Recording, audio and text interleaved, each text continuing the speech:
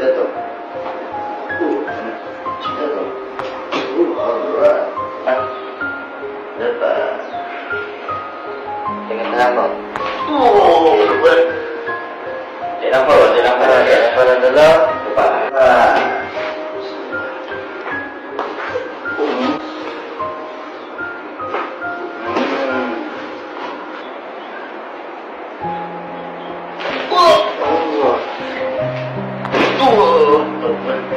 Saya nampak dalam apa?